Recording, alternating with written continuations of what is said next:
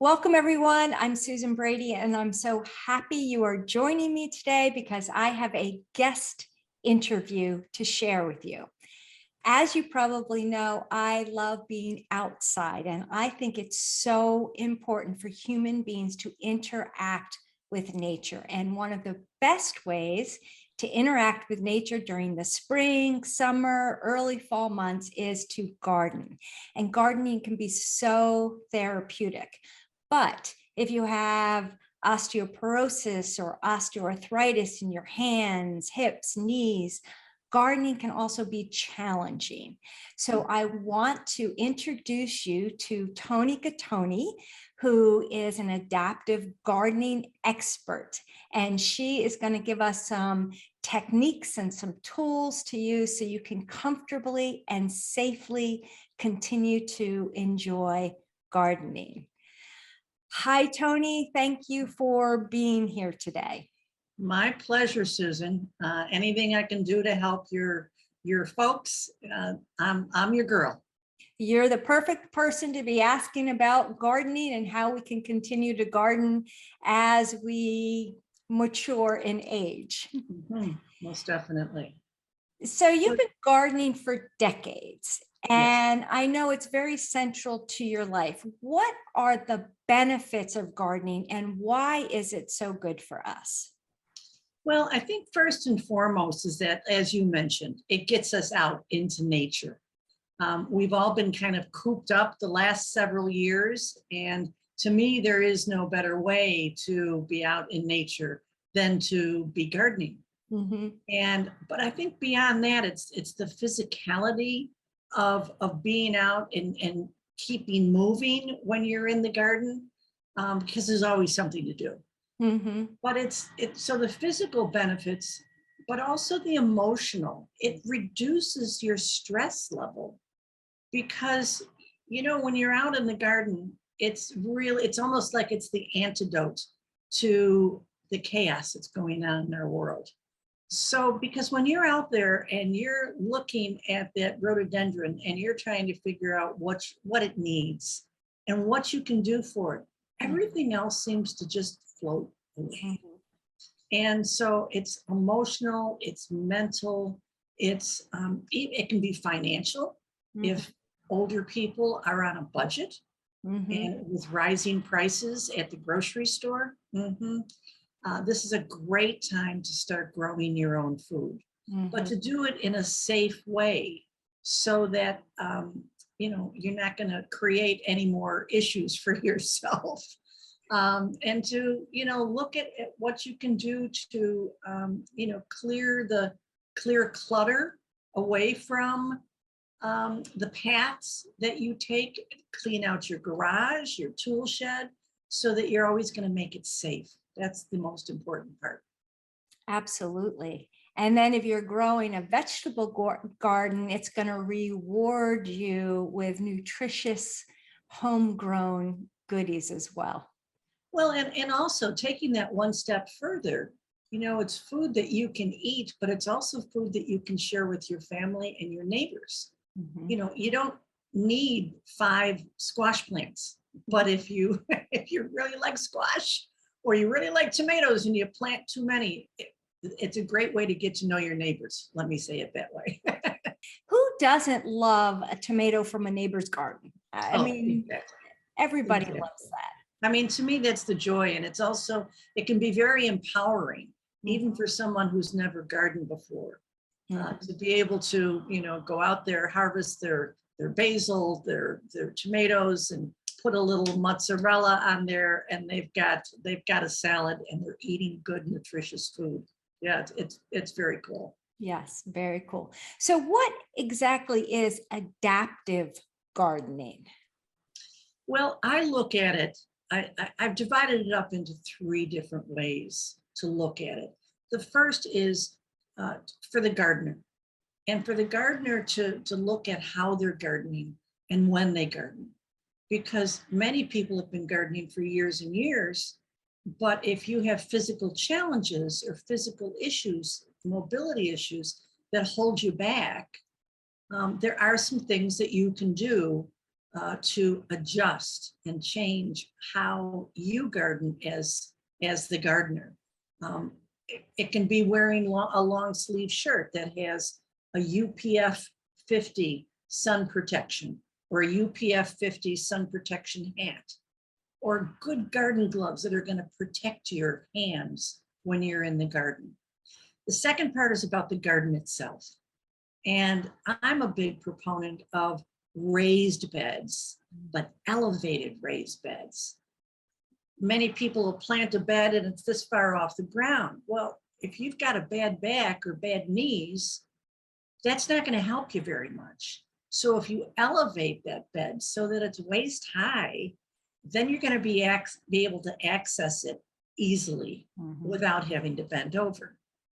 And then the third part is all about tools.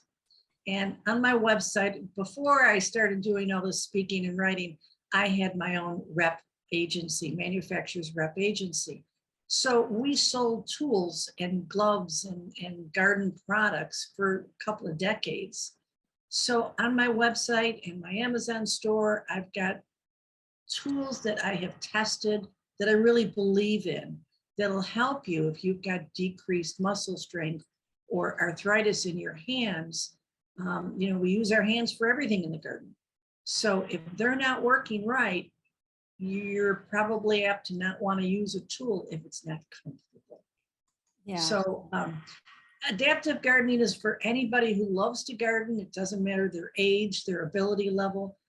Even the siblings and children of gardeners can benefit by knowing the concepts of adaptive gardening.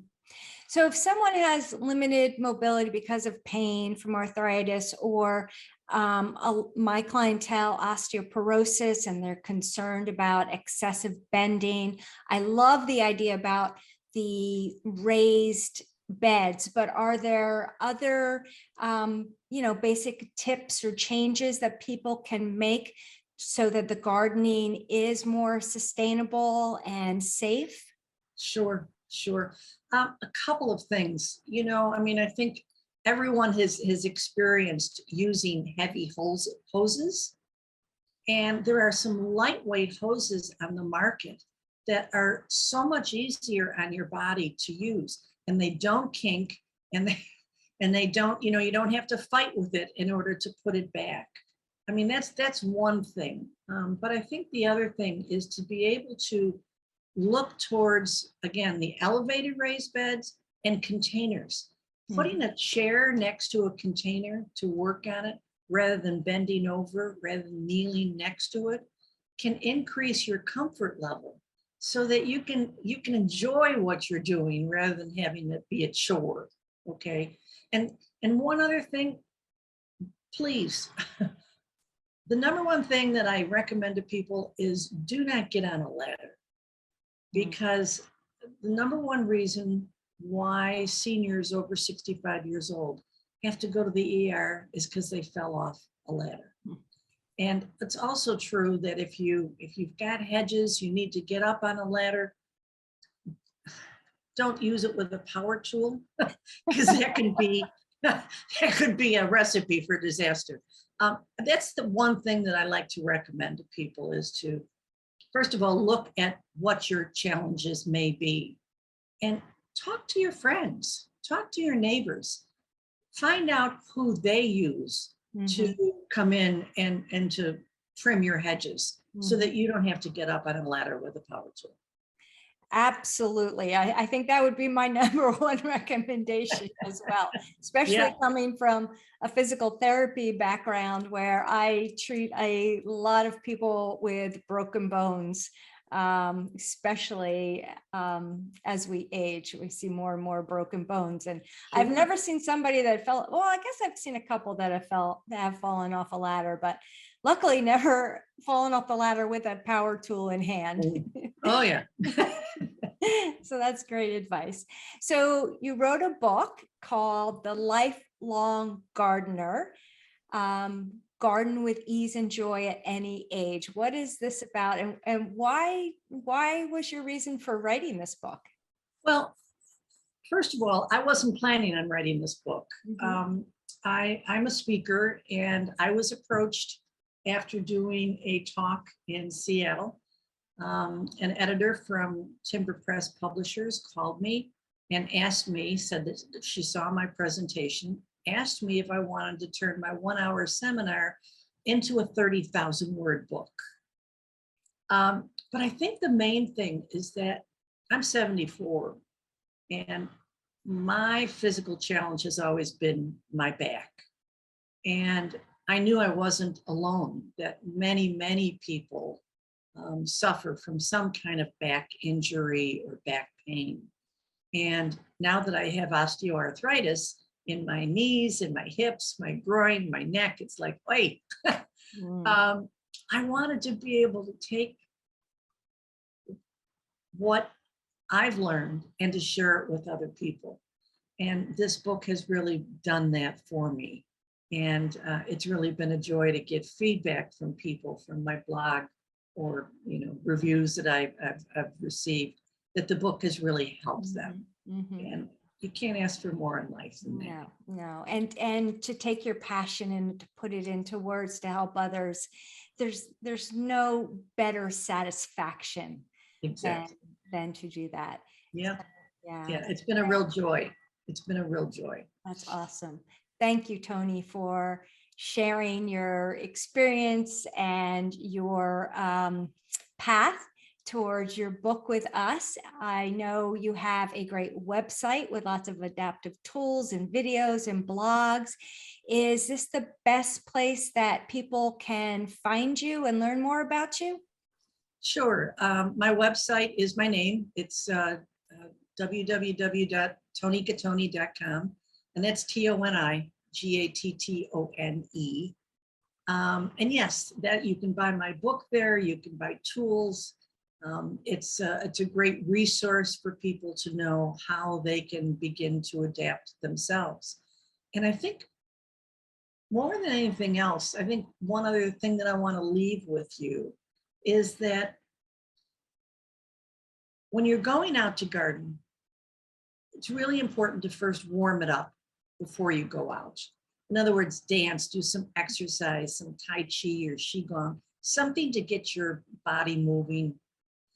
And then the second is to switch it up. So when you're in the garden, don't do any repetitive chore for more than about 20 minutes at a time. So I call it the 20-20-20 rule. So that you're going to weed for a while down on your knees, and you're going to get up and you're going to prune a flowering shrub, and maybe then 20 minutes later you're going to do some raking. And so you want to switch it up. And then the last one is just to make it safe. And I think that's the most important thing for your audience. It's all about healthy aging. Absolutely. So Absolutely. that's my summation of how to help. Some tips, and there's more. Needless to say, I could talk about this for hours, but I think that'll suffice. 35,000 words more. Oh yeah, absolutely. Yeah, it was fun. It was quite a life-changing project, to say the least. Oh, that's awesome.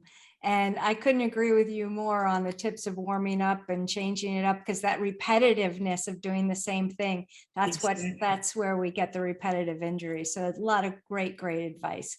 I'm going to put your website address in the comment section of this video. And I've got to get myself one of those raised gardening beds, but also one of those lightweight hoses, because I feel like, I have a bad back as well, and trying to get those hoses out to where you need them, and then you got to wind them up again. So those are two things that I'm absolutely going to take a look at on your website. So I really appreciate you being here, and for you, for all your fabulous advice. It has been a pleasure.